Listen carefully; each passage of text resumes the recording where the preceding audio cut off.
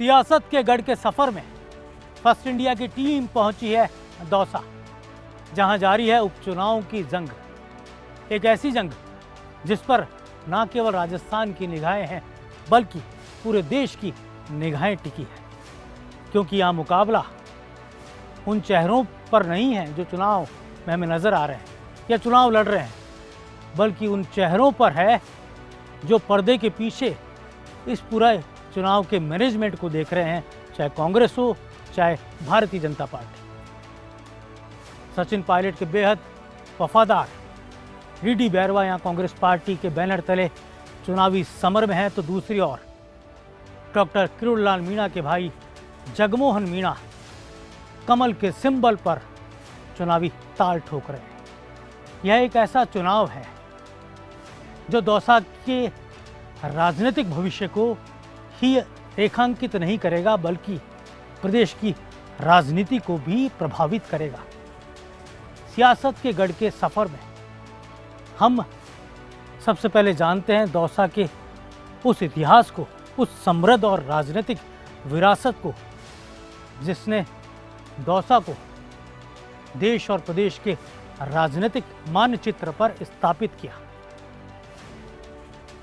रामकरण जोशी, पंडित नवल किशोर शर्मा सरीखे दिग्गज इसी दौसा की भूमि से निकले और राजनीतिक सूरज की तरह चमके। तो वहीं बंसीवाल परिवार ने दौसा में कमल खिलाने का काम किया।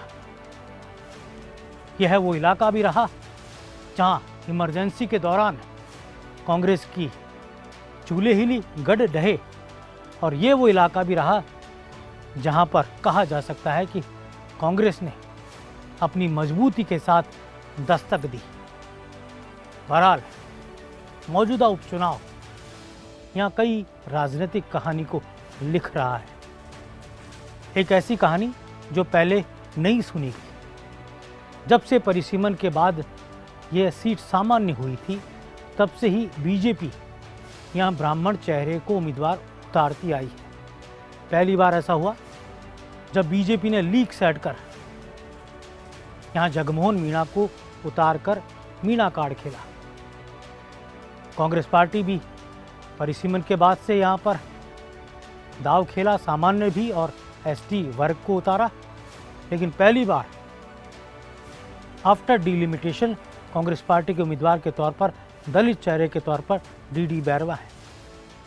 दौसा जब रिजर्व सीट हुआ करती थी, उस समय डीडी बैरवा के पिता किशन बैरवा ने चुनाव लड़ा था कांग्रेस पार्टी के सिंबल पर, लेकिन वो चुनाव नहीं जीत पाए थे। लेकिन उनकी धाक थी और प्रखर नेता के तौर पर वो यहाँ स्थापित थे।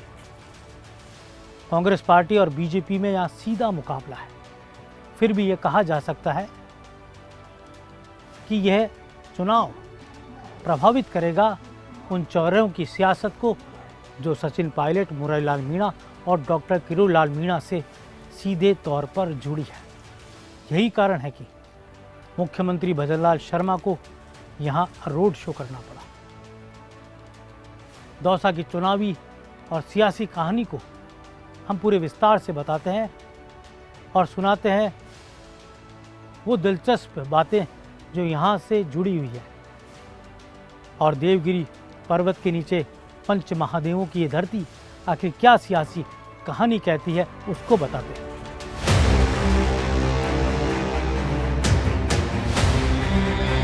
दौसा विधानसभा क्षेत्र का समृद्ध सियासी इतिहास है, लेकिन आजादी के बाद से हो रहे चुनाव में कांग्रेस उतनी मजबूत नहीं रही जितनी पिछले 2 या 3 चुनाव से देखने को मिली। लोकसभा में पायलट परिवार के प्रभुत्व के कारण सांसद भले ही कांग्रेस के चुने जाते थे, लेकिन दौसा विधानसभा क्षेत्र में कमल खिलता नजर आता है। बांदीकुई से मुरारीलाल मीणा ने जब से दौसा का रुख किया तो सियासी हालात बदले और बीते 2 चुनाव से मुरारीलाल मीणा बाजी मारते दिखे। इतना ही नहीं, दौसा शहर में भी बीजेपी पर भारी दिखे। जब दौसा रिजर्व सीट हुआ करती थी, तब यहाँ बंशीवाल परिवार का दबदबा रहा। चाहे सोहनलाल बंशीवाल हो, जियालाल बंशीवाल हो या नंदलाल बंशीवाल। बाद में जनरल सीट होने पर मुरारीलाल मीणा ने यहाँ कांग्रेस को मजबूती दी। कांग्रेस के उपचुनाव में उम्मीदवार डीसी बैरवा को मुरारीलाल मीणा की सिफारिश पर ही टिकट मिला है। मुरारीलाल मीणा एक बार बांदीकुई और 3 बार दौसा से विधायक रहे। मुरारीलाल जी, आपने प्रयोग किया और आपके कहने से कांग्रेस पार्टी ने एक ऐसे चेहरे को टिकट दिया जो खांटी समर्पित कार्यकर्ता के तौर पर दौसा की कांग्रेस में लगातार काम कर रहे थे, और एक दलित कार्ड आपने खेला। क्या लगता है इस पूरी राजनीति के पीछे मुरारीलाल मीणा का क्या दृष्टिकोण रहा? मेरा मूल सोच ये था, जो डीसी बैरवा हमारे प्रत्याशी दीनदयाल बैरवा ये 2-3 पीढ़ी से लगातार कांग्रेस के लिए चाहे कोई भी परिस्थिति हो समर्पित हैं और अच्छी छवि के हैं, गरीब परिवार से हैं, दलित परिवार से हैं। मेरा इसके एक मैसेज देना का था जनता में, यदि कोई लगातार व्यक्ति पार्टी के साथ में समर्पण की भावना से काम करता रहे तो कांग्रेस पार्टी एक दिन उसको जरूर चांस देती है। काफ़ी इस टिकट को लेके चर्चा हुई, बातें भी हुई, ये मुझे पूरा विश्वास था मेरे कार्यकर्ताओं पर, जनता के ऊपर, और इसमें हमने पहले भी सारे कार्यकर्ताओं की करीब मैंने सहमति प्राप्त कर ली थी और कार्यकर्ताओं की बहुत सी सहमति मिली, सर्वसम्मति से टिकट हमारा जारी हुआ। और यही कारण है कि जैसे टिकट डिक्लेयर हुआ, एक भी पूरे विधानसभा क्षेत्र के लोगों ने किसी ने भी इसको उंगली नहीं उठाई और सबका एक ही कहना था, अब एक्चुअल में ऐसे व्यक्ति को टिकट दिया है जो सर्वमान्य है, जो कांग्रेस के लिए डेलीगेटेड है। डॉक्टर किरोड़ीलाल मीणा के कारण ही चुनाव दिलचस्प हो गया और वहीं कांग्रेस में मुरारीलाल मीणा की साख दाव पर है, सचिन पायलट की साख दाव पर है। देखो, दौसा जिला है ये, इसमें ये हमेशा यहाँ का हर चुनाव भी ज़बरदस्त ऐसा होता है। पंडित नवल किशोर जी रहे, राजेश पायलट जी रहे, सचिन पायलट जी रहे, मैं यहाँ से सांसद बना, यहाँ पर हर चुनाव भी दिलचस्प हो जाता है। यहाँ की जनता भी राजनीति के मामले में माहिर है। मैं समझता हूँ कि दौसा की जनता को समझना बहुत टेढ़ा काम है हर व्यक्ति का। हमने एक रोज़ कहा भी था, अब ये यहाँ की जनता फैसला करती है, बड़ा सोच के करती है, किसी के बहकाव में नहीं आती। जनता ये सोच के करती है कौन व्यक्ति है जो दौसा को अच्छा जिला बना सकता है, कौन व्यक्ति है जो छत्तीसगढ़ को साथ में लेकर चल सकता है, कौन सी ऐसी पार्टी है जो छत्तीसगढ़ की पार्टी है। इन सब चीज़ों को लेके जनता यहाँ फैसला करती है। क्या लगता है ये चुनाव एक नया इतिहास लिखेगा राजस्थान में? ऐसा है, पूरी राजस्थान के अंदर देखो, मैं प्रजातंत्र में सबकी हिस्सेदारी होनी चाहिए। बीजेपी ने परिसीमन के बाद दौसा में एक बार सीट जीती। शंकर शर्मा यहां से बीजेपी के विधायक बने। बीते 2 विधानसभा चुनाव से यहां से विधायक है मुरारीलाल मीणा और फिर वो लोकसभा के सांसद बन गए। मुरारीलाल मीणा के सांसद बनने के बाद हो रहे विधानसभा उपचुनाव में बीजेपी और कांग्रेस के बीच सीधी टक्कर है और दांव पर है डॉक्टर किरोड़ीलाल मीणा की साख। सवाई माधोपुर के सीमेंट फैक्ट्री आंदोलन और उसके बाद अनेकों ऐसे आंदोलन जो कहा जा सकता है कि राजस्थान की राजधानी जयपुर की सड़कों पर हुए, उनकी अगुवाई करने का और नेतृत्व करने का जो चेहरा रहा उसका नाम था डॉक्टर किरोड़ीलाल मीणा।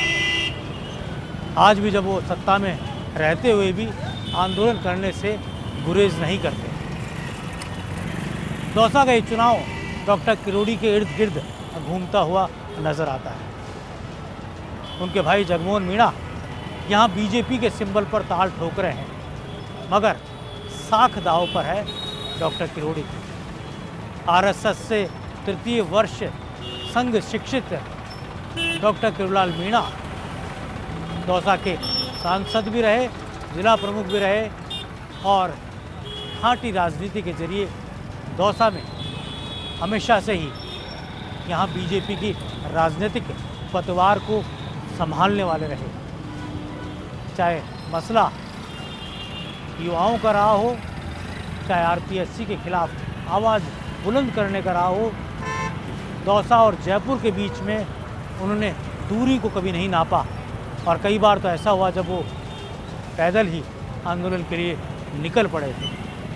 तो ये कहानी जब हम दौसा की सुनाते हैं तो बात डॉक्टर किरोड़ी के बगैर भी अधूरी सी रह जाती है।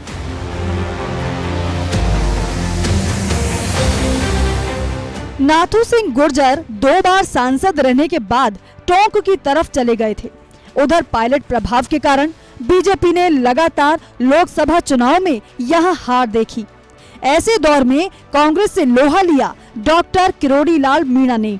महुआ के पास खोरा मीणा से निकले डॉक्टर किरोड़ीलाल मीणा इस क्षेत्र में बीजेपी की सबसे बड़ी ताकत हैं।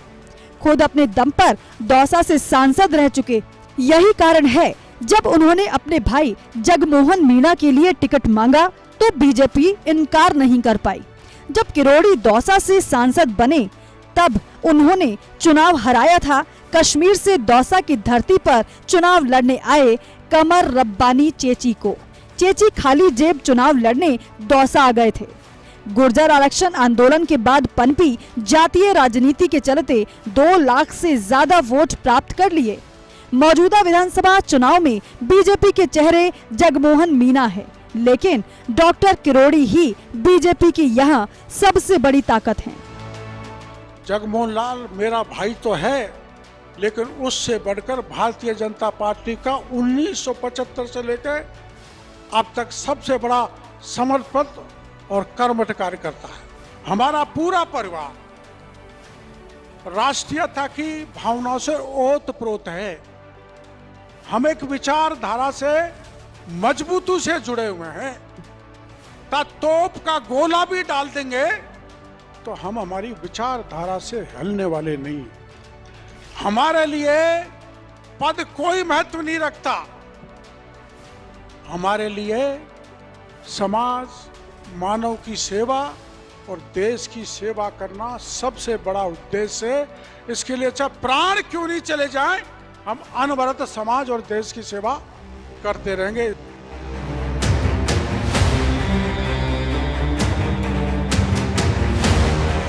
आरएस अफसर पद त्याग कर वीआरएस लेकर जगमोहन मीणा ने सियासत में कदम रखा था।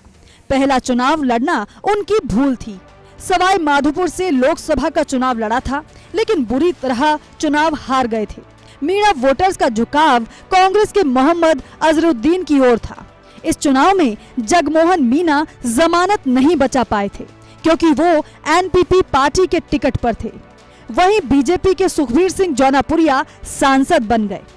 अब 10 सालों बाद जगमोहन मीणा को इच्छा अनुसार राष्ट्रीय पार्टी बीजेपी का टिकट मिला, जो उनके लिए सपने समान था। जगमोहन मीणा ने अब तक बड़े भाई का ही चुनाव संभाला था। जगमोहन जी, मुझे ध्यान है कि लंबे समय से आपकी सक्रियता और पर्दे के पीछे रहकर आपने अब तक काम किया। कितना फ़र्क देखते हैं और दौसा की जनता से कितना आपको समर्थन मिल रहा है? जी, मैं बहुत लंबे समय से चुनाव लड़ाता रहा हूँ। एमएलए का और एमपी का भी कई को बनाया, और अब मैं खुद भारतीय जनता पार्टी ने मुझे टिकट दिया है और मैं मैदान में डटा हुआ हूँ। लोगों का भारी समर्थन मिल रहा है, उत्साह है, उमंग है, त्यौहार की तरह।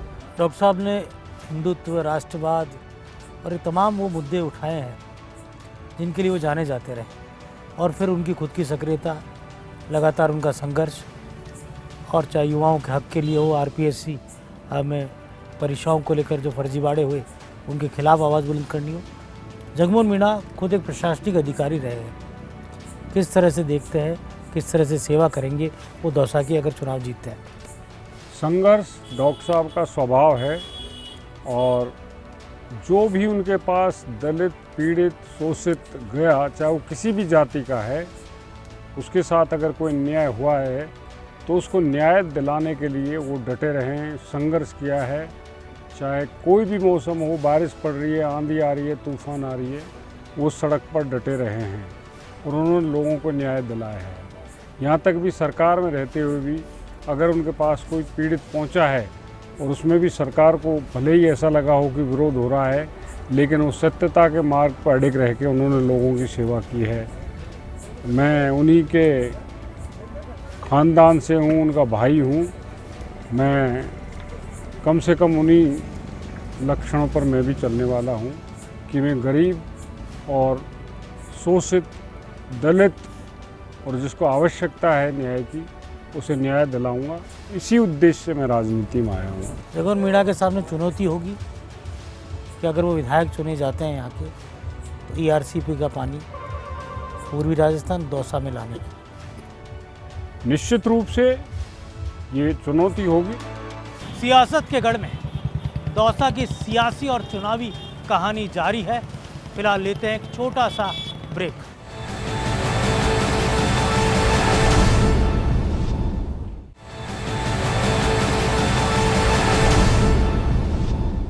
ब्रेक के बाद फिर आपको ले चलते हैं दौसा में, जहां जारी है उपचुनावों की जंग और जारी है हमारी सियासी कहानी भी। दौसा विधानसभा क्षेत्र चुनावी तौर पर परिसीमन से पहले तक रिजर्व सीट रहा और 2008 के बाद जनरल सीट हुई, मगर इन बातों से परे दौसा शहर ने नामचीन नेता दिए।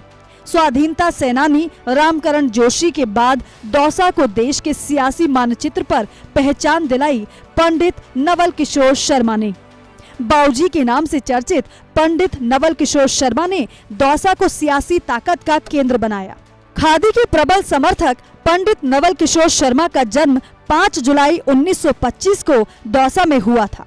दौसा की माटी के लाल पंडित नवल किशोर शर्मा का सियासी सूर्य कांग्रेस की सियासत में ऐसा चमका कि उन्होंने पूरे देश में प्रभाव छोड़ा। वे उस जमाने में कमलापति त्रिपाठी, नारायण दत्त तिवारी के समान कांग्रेस के साथ ही देश के सबसे प्रखर ब्राह्मण नेता कहलाए। केंद्रीय पेट्रोलियम मिनिस्टर, कांग्रेस के राष्ट्रीय महासचिव, प्रदेश कांग्रेस के अध्यक्ष और गुजरात के राज्यपाल की जिम्मेदारी उन्होंने निभाई।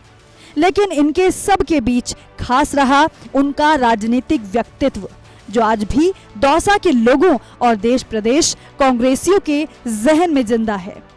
दौसा के खारी कोठी मोहल्ले के पंडित मूलचंद शर्मा के मध्यम वर्गीय परिवार में जन्मे नवल किशोर शर्मा के बारे में किसी ने नहीं सोचा था कि एक दिन वो देश के टॉप 5 कांग्रेस नेताओं में गिने जाएंगे। उन्होंने दौसा से अपने पहले लोकसभा चुनाव में राज परिवार के सदस्य महाराजा पृथ्वी सिंह को हराकर सियासी सनसनी फैला दी थी। ये वो समय था जब स्वतंत्र पार्टी के जमाने से ही दौसा में कांग्रेस विरोध की बयार बहने लग गई थी। राजमाता गायत्री देवी के प्रभाव के कारण पृथ्वीराज सिंह सांसद बने। हालांकि 1952 का पहला चुनाव कांग्रेस के कद्दावर नेता राज बहादुर ने जीता था। इतना ही नहीं, राज्य के पहले निर्वाचित मुख्यमंत्री रहे टीकाराम पालीवाल भी दौसा के महुआ से विधायक रहे थे। पंडित नवल किशोर शर्मा के पुत्र ब्रज किशोर शर्मा ने जयपुर को अपनी सियासी कर्मस्थल बनाया। वे गहलोत सरकार में कैबिनेट मंत्री बने। पंडित नवल किशोर शर्मा भी दौसा आकर जयपुर की सियासत में शिफ्ट हो गए थे और जयपुर से सांसद रहे। वे अलवर से भी सांसद रहे थे। खास बात यह है कि बाऊजी का ससुराल भी दौसा ही है। पंडित नवल किशोर शर्मा के बेटे आनंद शर्मा भी प्रखर युवा नेता रहे। इनके बनाए SOS संगठन की कोख से कद्दावर नेता निकले। आनंद शर्मा की असमय मृत्यु हो गई। आनंद शर्मा के मित्र चंद्रशेखर शर्मा युवा कांग्रेस की छात्र राजनीति से चमके। चंद्रशेखर शर्मा का उन प्रमुख 10 युवाओं में चयन हुआ जिन्हें इंदिरा गांधी ने 20 सूत्रीय कार्यक्रम की मॉनिटरिंग के लिए चुना था। इन्हीं 10 युवाओं में किशोरी लाल शर्मा भी शुमार थे, जो आज अमेठी से सांसद हैं और गांधी परिवार के बेहद विश्वस्त। दौसा के रघुनाथ जी के मोहल्ले से निकले चंद्रशेखर शर्मा ने पंडित गौरी शंकर शर्मा और कैलाश चंद्र शर्मा के घर जन्म लिया।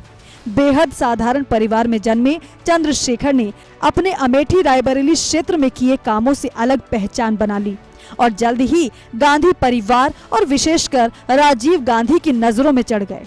फिर क्या, एक दिन ऐसा आया जब राजीव गांधी ने विधानसभा का चुनाव लड़वाया और चंद्रशेखर शर्मा दौसा जिले के बांदीकुई विधानसभा सीट से विधायक बने। खुद राजीव गांधी प्रचार में आए थे और आगे चलकर चंद्रशेखर शर्मा राज्य के हरिदेव जोशी और शिवचरण माथुर सरकार में सबसे युवा राज्य मंत्री बने। जहां पंडित नवल किशोर शर्मा बाऊजी के नाम से चर्चित हुए, तो वहीं चंद्रशेखर शर्मा को सब दादा भाई कहते थे। चंद्रशेखर शर्मा की भी महज 43 साल में सड़क दुर्घटना में असमय मृत्यु हो गई। ये चमकता सियासी सितारा दुनिया से चला गया, अनेकों याद छोड़कर। दौसा विधानसभा उपचुनाव में कांग्रेस उम्मीदवार DC बैरवा के पिता किशन बैरवा भी अपने जमाने के दौसा के युवा तुर्क थे। दौसा के जीरोता के सामान्य दलित परिवार में पैदा हुए किशन लाल बैरवा युवा कांग्रेस से निकले थे और दौसा से कांग्रेस के टिकट पर चुनाव लड़ा, मगर बंशीवाल परिवार के सामने जीत नहीं मिली थी। किशन लाल बैरवा को पायलट परिवार का घोर समर्थक कहा जाता है। एक बार इसी कारण उन्होंने कांग्रेस के ब्लॉक अध्यक्ष के चांटा जड़ा। जब ब्लॉक कांग्रेस अध्यक्ष ने पायलट परिवार को लेकर गलत टिप्पणी कर दी थी। ये किशन बैरवा को सहन नहीं हुआ। किशनलाल बैरवा वर्ष 2005 से 2010 तक दौसा पंचायत समिति के कांग्रेस टिकट पर प्रधान रहे हैं। कोरोना काल से पूर्व डीसी बैरवा भी दौसा पंचायत समिति के प्रधान रह चुके हैं। वर्तमान में डीसी की पत्नी बीना देवी लवाण पंचायत समिति की प्रधान है। डीसी बैरवा का ये पहला विधानसभा चुनाव है। वे सचिन पायलट और मुरारी लाल समर्थक माने जाते हैं। जिस तरह का चुनाव है, अपने आप में कहा जा सकता है एक बड़ी ताकत के सामने आप लड़ रहे हैं। सरकार बीजेपी की किस तरह से चुनाव को देखते हैं? ऐसा ये चुनाव कांग्रेस बीजेपी का चुनाव आपको पता है, कांग्रेस राष्ट्रीय पार्टी है, छोटी मोटी पार्टी थोड़ी है। तो मैं उस कांग्रेस पार्टी का वफादार व्यक्ति हूँ। मैं कांग्रेस का टिकट लेकर चुनाव लड़ रहा हूँ, तो वो तो सामने चाहे कोई भी हो सकता है, उससे क्या फ़र्क पड़ रहा है। तो क्या कहा जा सकता है कि किन मुद्दों को लेकर सामने आए हैं और जीत को लेकर किस तरह की सोच रखते हैं? ऐसा जीतने की तो पूरी उम्मीद थी, क्योंकि दौसा की जनता हमारे साथ में है। मुरारी लाल मीणा, सचिन पायलट, ये दो बड़ी राजनीतिक ताकतें आपके पीछे खड़ी हैं। इन दोनों की साख भी चुनाव से जुड़ी है। और दूसरा आपके परिवार का नाम, आपके पिता का नाम, वो खुद भी यहाँ चुनाव लड़े थे। तो किस तरह से देखते हैं? मुरारी लाल जी मीणा साहब का तो आशीर्वाद है ही, क्योंकि वो विधायक थे, वो सांसद बन गए, तो एक तरह से उनके मैं उत्तराधिकारी के तौर पे ये चुनाव लड़ रहा हूँ। उनके नेतृत्व में चुनाव लड़ रहा हूँ। रही बात सचिन पायलट साहब की, जो हमारे दौसा से उन्होंने राजनीति स्टार्ट करी थी, इसलिए वो हमारे यहाँ के लीडर भी हैं। दौसा का ये चुनाव एक नई राजनीतिक इतिहास लिखेगा। 7 सीटों पे चुनाव हमारे, तो हम 6 तो कन्फर्म जीत रहे हैं, 6 तो कन्फर्म जीत रहे हैं, जिसमें दौसा तो है ही है, वो तो आपके सामने है। दौसा की सियासत राजेश पायलट या बिना पायलट परिवार के अधूरी है। भले ही नोएडा के पास एक छोटे से गांव वेदपुरा में राजेश पायलट जन्मे हों, लेकिन दौसा को ही उन्होंने कर्मस्थली बनाया और यहीं राजेश पायलट ने अंतिम सांसें ली। राजेश पायलट के बेटे सचिन पायलट यहाँ से सांसद रह चुके। उनकी पत्नी रमा पायलट यहाँ से सांसद रह चुकी। पायलट परिवार का यहाँ प्रभाव सब जानते हैं। मुरारी लाल मीणा जो यहाँ से सांसद है, वो भी एक ज़माने में टीम राजेश पायलट का हिस्सा हुआ करते थे। बरसों बरस बीत चुके, लेकिन राजेश पायलट और उनके कहे एक एक वाक्य यहाँ के लोगों को आज भी याद है। हजारों लोगों के दौसा क्षेत्र के निवासियों के नाम राजेश पायलट को मुँह ज़बानी याद थे। और यही कारण है कि देश के नामचीन राजनेता होते हुए भी उन्होंने ना दौसा को भूला, ना पायलट परिवार ने, और ना ही दौसा की जनता ने।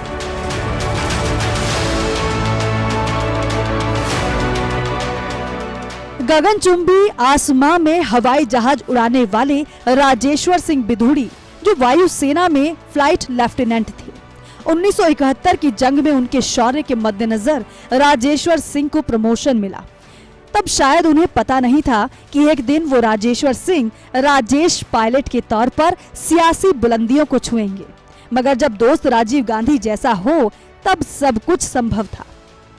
हालांकि पायलट ने एक दौर में तत्कालीन प्रधानमंत्री इंदिरा गांधी से कहा था कि पीएम मैडम, मुझे राजनीति में आना है। खास बात यह है कि राजेश पायलट को उनका नया नाम इंदिरा गांधी ने दिया था। फिर क्या राजेश पायलट उतर आए राजनीति में और 1980 के लोकसभा चुनाव में भरतपुर से संसद में पहुंचने का अवसर मिला। यूपी में दिल्ली के समीप वैदपुरा के किसान परिवार में जन्मे राजेश पायलट ने भरतपुर से पहला चुनाव जीता, लेकिन कर्मस्थली बनाया दौसा को, और दौसा को देश के राजनीतिक मानचित्र पर पहचान दिलाई। 1980 में भरतपुर से सांसद बने। इसके बाद दौसा से लगातार 5 लोकसभा चुनाव जीते। 1984, 1991, 1996, 1998 और 1999 से दौसा से चुनाव जीतकर सांसद बने। बीजेपी ने उनके सामने कई प्रयोग किए, उम्मीदवार बदले, लेकिन दौसा की जनता ने राजेश पायलट का ही साथ दिया। वे राजीव गांधी की सरकार में अहम ओहदों पर भी रहे। भूतल परिवहन, सूचना प्रसारण, गृह राज्य मंत्री जैसे पद उन्होंने संभाले। राजेश पायलट बड़े नेता थे, लेकिन उनके छोटे से छोटे कार्यकर्ता का वो मान रखते थे। कार्यकर्ता और समर्थकों के नाम तो जैसे उन्हें रटे हुए थे। साल 2000 के 11 जून को दौसा के समीप सड़क दुर्घटना में राजेश पायलट का निधन हो गया। निधन के बाद राजेश पायलट की पत्नी रमा पायलट दौसा से सांसद बनी, फिर सचिन पायलट। सचिन पायलट मनमोहन सरकार में मंत्री और गहलोत सरकार में उप मुख्यमंत्री, पीसीसी चीफ रह चुके हैं।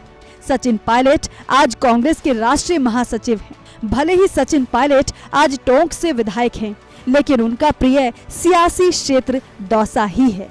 यही कारण है दौसा उपचुनाव में उन्होंने 2 तूफानी दौरे कर कांग्रेस को बूस्ट किया। पार्टी ने एक गरीब व्यक्ति को, आप में से निकले हुए व्यक्ति को टिकट दिया है। ये चुनाव आने वाले 4 साल तक कौन आपके लिए काम कर सकेगा, इस बात का चुनाव है। ये कांग्रेस भाजपा का चुनाव है और हर जगह हमारी पार्टी मजबूती से चुनाव लड़ रही है। लेकिन मैं हर बार कहता हूँ, अगर सबसे बड़ा जीत का कहीं अंतर हो तो दौसा में होना चाहिए। कांग्रेस का गढ़ रहा है। मैं आप सब लोगों से कहना चाहता हूँ, दौसा का नाम आते ही बरसों पुरानी सियासत भी सामने आ जाती है। वो सियासत जब दौर था नेहरू इंदिरा गांधी का, जब दौर था राजीव गांधी का, जब दौर था अटल और आडवाणी का। दौसा सियासत के अलावा कई कारणों से खास है। यहाँ की खादी राष्ट्रीय ध्वज के कपड़े का निर्माण यही होता है। यहाँ की खादी संस्था दुनिया भर में लोकप्रिय है। पंडित नवल किशोर शर्मा ने इसे स्थापित करने के लिए योगदान दिया था। पहली बार देश की आजादी के बाद जो तिरंगा लाल किले पर फहराया था, वो दौसा के अलूदा में ही तैयार हुआ था। दौसा का नाम पास ही की देवगिरी पहाड़ी के नाम पर पड़ा। दौसा कछवाहा राजपूतों की पहली राजधानी थी। इसके बाद ही उन्होंने आमेर और बाद में जयपुर को अपना मुख्यालय बनाया। 1562 में जब अकबर ख्वाजा मोइनुद्दीन चिश्ती की जियारत को गए, तब वे दौसा में रुके थे। दौसा को ढूंढाड़ क्षेत्र की पहली राजधानी बनने का सौभाग्य प्राप्त हुआ था। 5 महादेवों की नगरी दौसा में ही निर्गुण संत और दादूपंथी संत सुंदरदास हुए। दौसा लोकसभा क्षेत्र में ही मौजूद आभानेरी की बावड़ी के अद्भुत तिलिस्म की तरह ही यहाँ की सियासत है, जो किसी भी एक दल को वर्चस्व पैदा करने नहीं देती। दौसा की चुनावी जंग राजस्थान के राजनीतिक रोड मैप को प्रभावित करेगी। डॉक्टर किरोड़ी के भाई जगमोहन मीणा अगर यहाँ से चुनाव जीतते हैं तो प्रदेश की राजनीति और देश में बीजेपी की राजनीति में भी उनका कद बढ़ेगा। और जाहिर सी बात है कि डॉक्टर किरोड़ी 3 सीटों से उनका परिवार विधायक के तौर पर कहलाएगा। महुआ से उनके विधायक भतीजे हैं, तो वहीं वो खुद सवाई माधोपुर से विधायक है, और दौसा भी अगर वो जीत लेते हैं तो मीणा पट्टी के वो सबसे बड़े नेता बन जाएंगे। और अगर कांग्रेस उम्मीदवार डीसी बैरवा यहाँ से चुनाव जीतते हैं तो इतिहास रच देगी। इतिहास इस बात को लेकर कि उन्होंने डॉक्टर किरोड़ीलाल मीणा के तिलिस्म को चुनौती दी और विजयश्री प्राप्त की। और साथ ही कद बढ़ेगा सचिन पायलट का और दौसा के सांसद मुरारीलाल मीणा का। मुरारीलाल मीणा के लिए ये चुनाव बेहद चुनौतीपूर्ण है। उन्होंने अपने परिवार में से किसी भी सदस्य को चुनाव नहीं लड़ाकर और एक कार्यकर्ता को टिकट देकर एक संदेश तो दिया, मगर साथ ही पर्दे के पीछे कई बातें भी उठी, चाहे वो मैच फिक्सिंग की हो, चाहे और अन्य बातें। और इस चुनाव के परिणाम ही उन बातों को या तो तिलांजलि दे देंगे या फिर उन बातों को मजबूती के साथ स्थापित करने का काम भी कर देंगे। ऐसे में दौसा के चुनावी परिणाम नई राजनीतिक कहानी का गवाह बनेंगे। सियासत के गढ़ के सफर में मेरे कैमरा जर्नलिस्ट सहयोगी विनोदपुरी गोस्वामी के साथ अगले चुनावी सफर पर हम चलते हैं। विदा लेते हैं। धन्यवाद, नमस्कार।